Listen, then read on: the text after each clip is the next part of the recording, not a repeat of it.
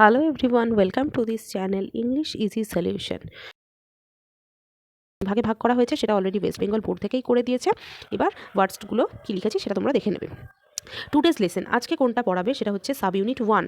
তাহলে এইটা পড়ালে এবার সাব ইউনিট 2 যখন হবে তখন কিন্তু টুডেজ লেসনের জায়গায় ওইটা মানে এই যে জায়গাটা পড়াবে সেই জায়গাটা লিখতে হবে। তারপর নিচে একটা হেডিং দিলে লার্নিং গোলস বা অবজেক্টিভস। এরপর তোমাদেরকে 5টা স্কিল যেটা আমরা পড়েছি রিমেম্বারিং, অ্যানালাইজিং, আন্ডারস্ট্যান্ডিং, যেগুলো সেই 5টা স্কিল এই বিষয়ে কী কী হবে সেটা তোমাদেরকে লিখতে হবে। তো কয়েকটা লিখলেই তোমরা বুঝতে পারবে রিমেম্বারিং মানে কোন বিষয়টা আমি এই চ্যাপ্টারটা পড়ে মনে রাখবো।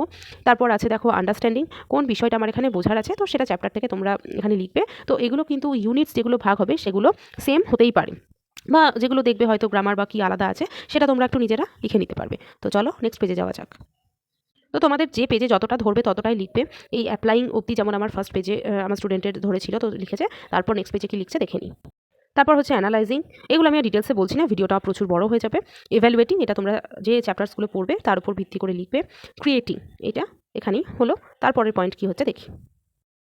তো আমি আগেও বলেছি এখনও বলছি, তোমরা যদি এই বর্ডার বা লেখাগুলো নিয়ে তোমরা দেখবে ক্যাফেতে যদি প্রিন্ট করিয়ে নাও, অনেকগুলোই মোটামুটি তোমাদের 350-400 পাতা তো হয়েই যাবে, তাহলেও হবে। যদি হাতে লেখো ভালো করে সেটাও কিন্তু হবে। আর তোমরা প্রত্যেকটা ইংলিশ মেথড সাবজেক্টের স্পেশালি প্রত্যেকটা লার্নিং ডিজাইন কিন্তু তোমরা এই চ্যানেল থেকে পেয়ে যাবে। তো বন্ধুদের সাথে শেয়ার করতে ভুলবে না, আর সাবস্ক্রাইব করতেও ভুলবে না।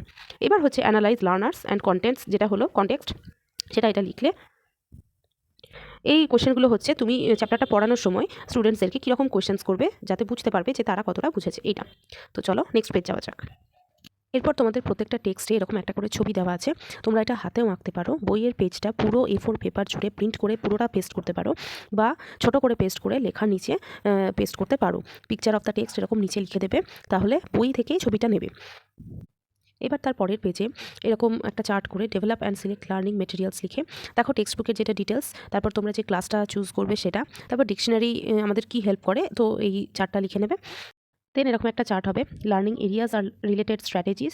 তো এখানে ইন্ডিভিজুয়াল অ্যাক্টিভিটি আছে, দেখো গ্রুপ ডিসকাশন আছে, ইন্টারাক্টিভ কোয়েশ্চেন, এগুলো এরকমভাবে